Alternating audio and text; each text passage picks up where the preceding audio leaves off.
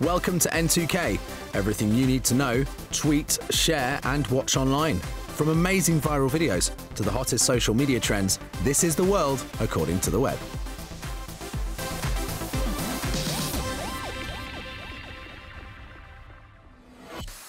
Coming up, how the United States press secretary went viral.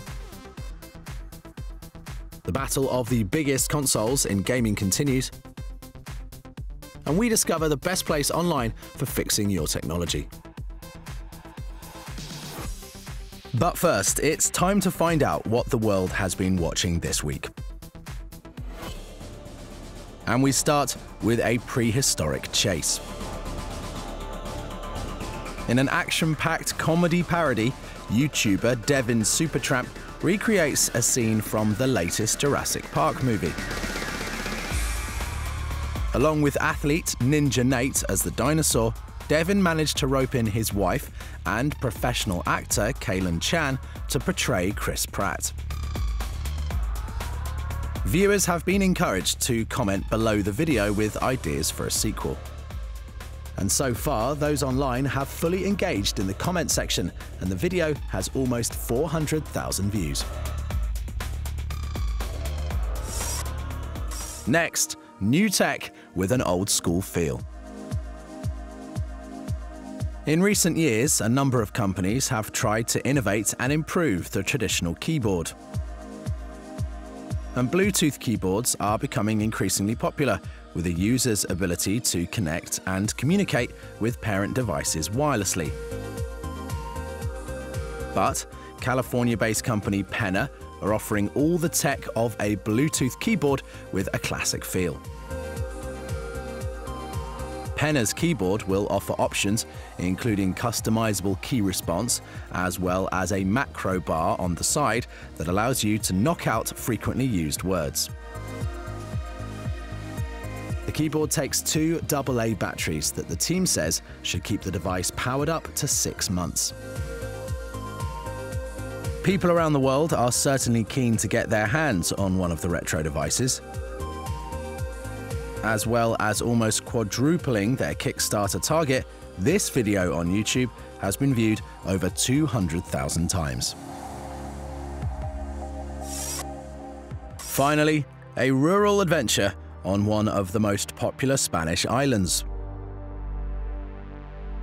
Filmmakers Thomas Pochsteiner and Peter Jablon-Nowalski spent 2 weeks in Tenerife.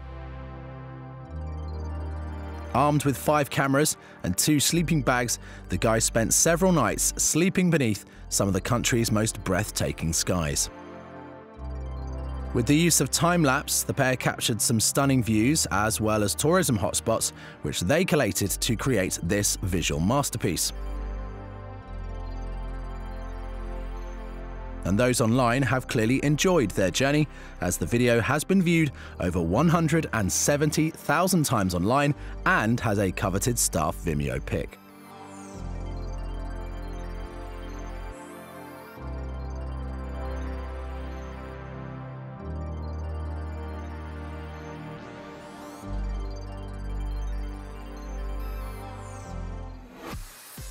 In top search, how the United States press secretary went viral. President Donald Trump elected Sean Spicer as his press secretary in 2016. And the White House staff member was recently trending online for all the wrong reasons.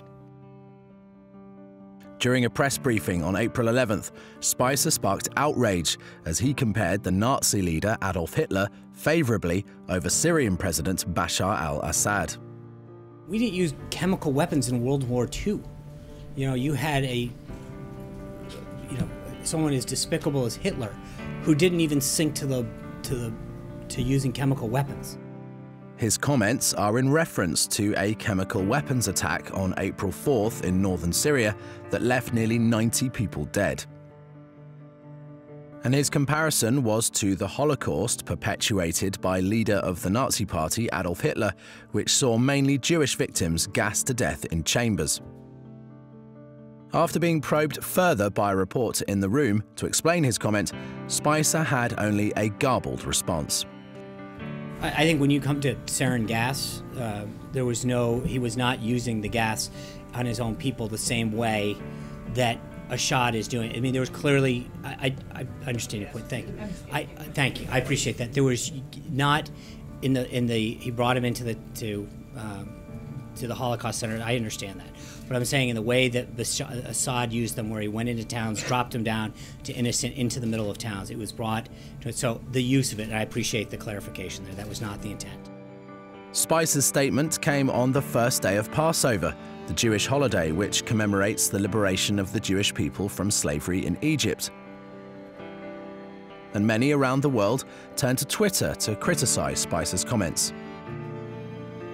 Most prominently, US politicians were quick to react on the social media platform.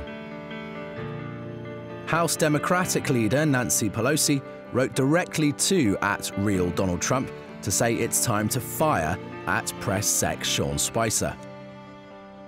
Senator Ben Cardin of the Foreign Relations Committee tweeted, "Someone get @PressSec a refresher history course on Hitler stat. #I can't believe he really said that." And Democratic Congressman John Yarmouth wrote, "There's no excuse for Holocaust denial from the White House. It's an insult to all Americans, Jewish or not, as well as the Nazis' victims." Come Wednesday, April 12th, Spicer apologized as he appeared at a forum at the Museum in Washington. I made a mistake. There's no other way. There's no other way to say it. I got into a topic that I shouldn't have, and I screwed up. Whether his apology will be enough, we'll have to wait and see. Up next, the conclusion of an incredible space mission. Almost 20 years ago, space agency NASA launched the Cassini spacecraft into our galaxy. Known as the Cassini-Huygens mission, its flight marked one of the most ambitious efforts in planetary space exploration as it headed for Saturn. Beginning on October 15, 1997, the Cassini became the first probe to ever enter the planet's orbit on July 1, 2004. And after almost 2 decades of incredible investigation, the spacecraft is beginning its final chapter. Cassini's grand finale is a brand new adventure. 22 dives through the space between Saturn and its rings. As it repeatedly braves this unexplored region, Cassini seeks new insights about the origins of the rings and the nature of the planet's interior, closer to Saturn than ever before.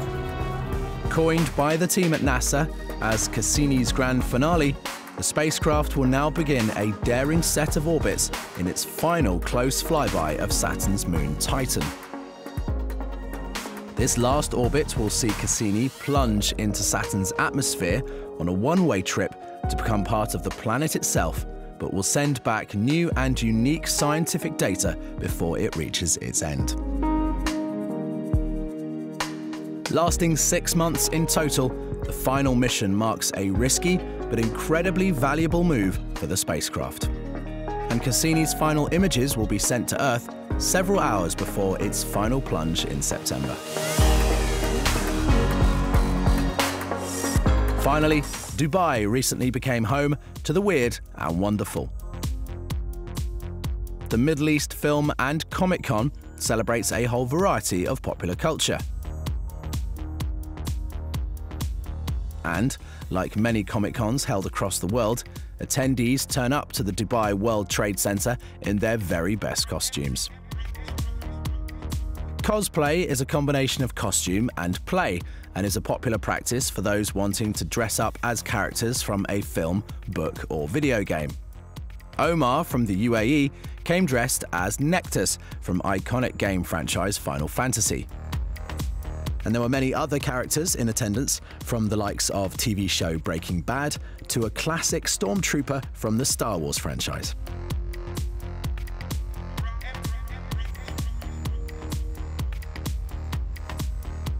And people were also sharing their opinions on Twitter under the hashtag MEFCC. Mona Ellerman wrote, "So my best friend at MaryAMTBH seems to have had the best hashtag MEFCC ever. My timeline is lit. Everything looks so cool." And Mana Banana commented that hashtag MEFCC was so much fun. God bless, best weekend of my life. For now, attendees will have to wait another year to gather in the region for this special event.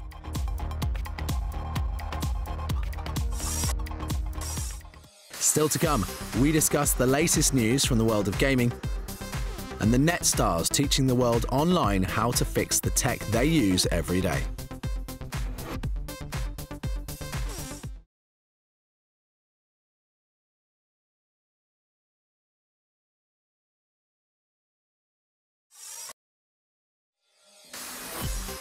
Coming up, the very best games from independent developers, and we meet the net stars dedicated to bringing you the best information on the latest tech. Next, the battle between the gaming console giants continues. A few months back, Sony released the PlayStation 4 Pro, a console offering 4K gaming and video streaming. The Pro was coined by developers as a supercharged PS4, offering players enhanced performance and graphics. Lead system architect Mark Kearney explained how the Pro built on the groundwork of its predecessor.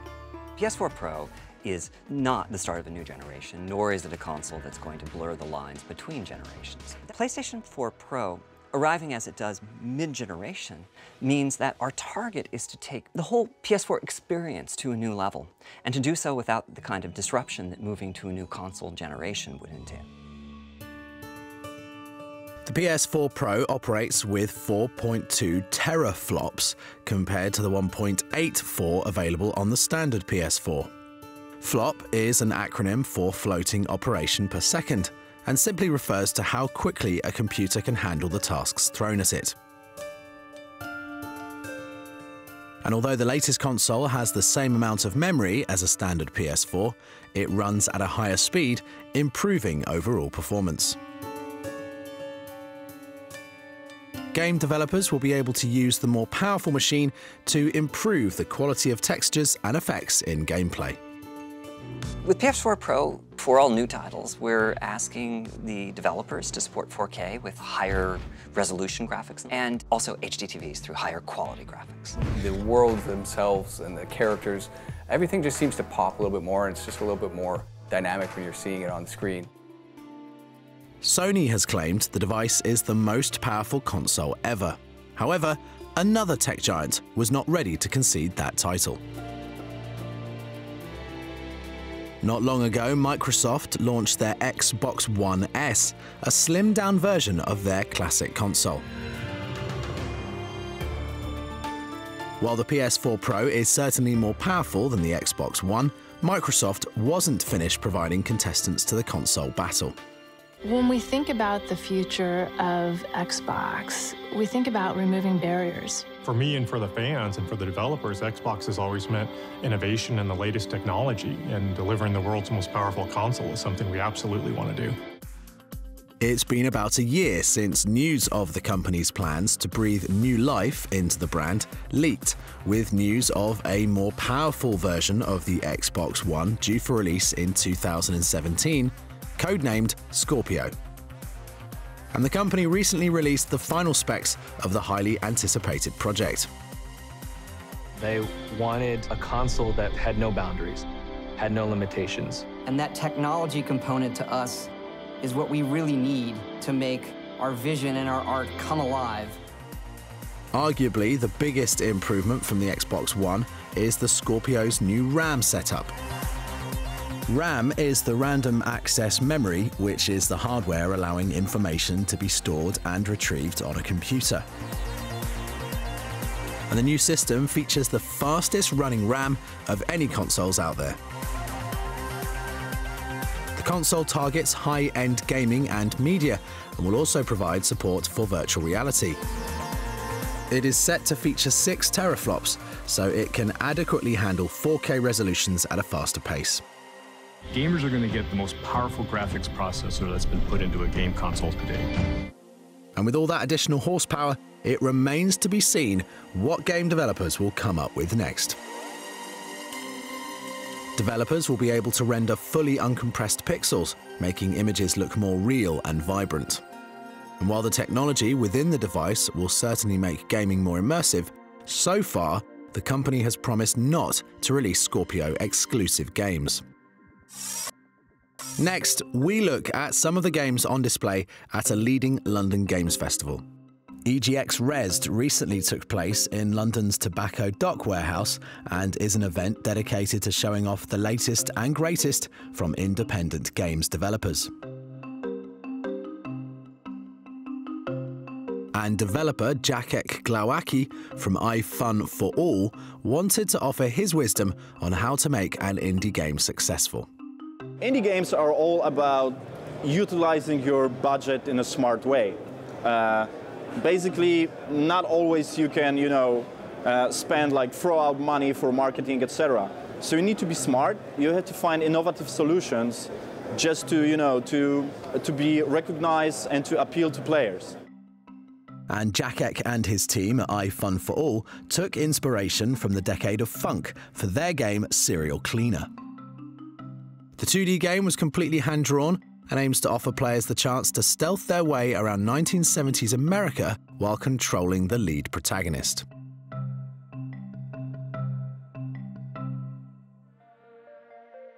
Another indie game set to be a hit with fans comes from the developers Excalibur. Dad Quest is set in a fictional universe and focuses on the relationship between father and child. The dad travels the world on a quest to reach the legendary Dad Island by using his indestructible kids as weapons, but no actual harm comes to them. And Chris Cleveland from Excalibur Games explains how the process of developing games has become significantly more accessible in recent years. It's so much easier to make games than it was several years ago. We've got Unity, which is a free license. We've got Unreal, which is free. We've got, Game Maker is like $80 or so. We've got all these different kind of toolmakers and all of these kind of systems in place that just makes development much more accessible for everyone. Indie games are establishing themselves in a competitive gaming industry, and events like EGX help showcase the unique offerings the burgeoning market can bring to the gaming world.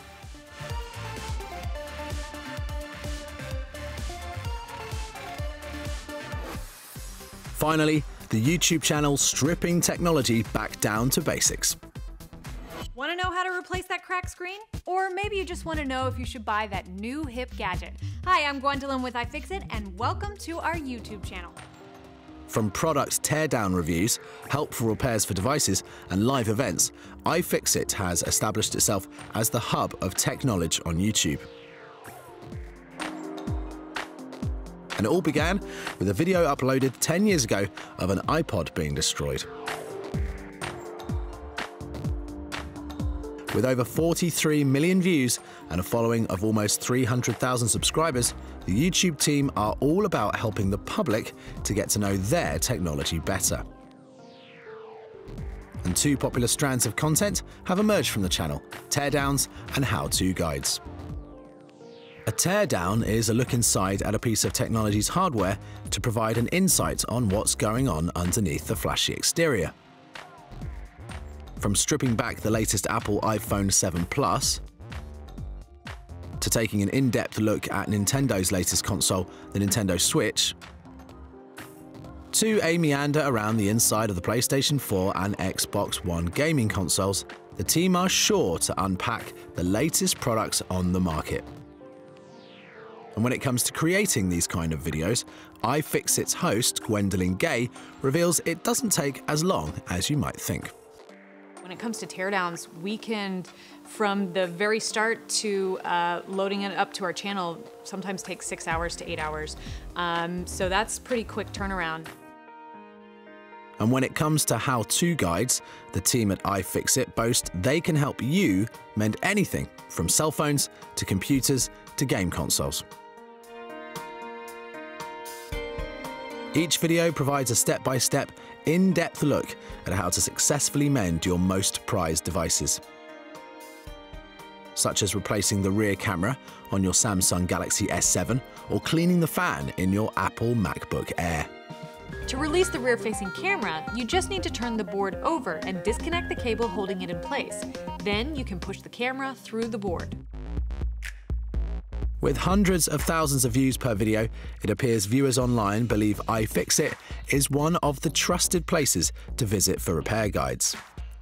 And Gwendolyn believes that YouTube has fast become a place for the best instructions.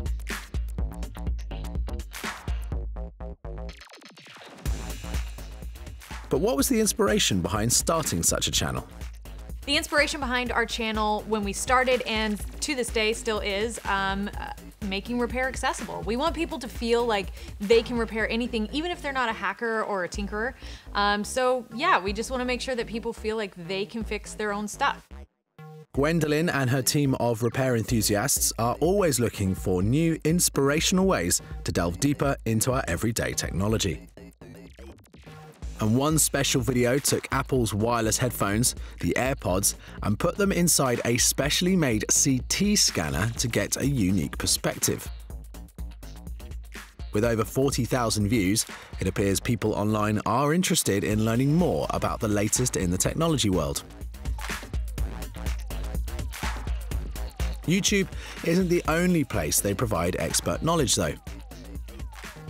On the channel's personal website, viewers can download almost 26,000 free manuals lending advice on almost 8,000 different devices. So it appears that as far as iFixit are concerned, the internet has provided a place to help fix the world one device at a time. That's it for this week's show. Join us again next time on N2K, where we'll have more stuff you need to know.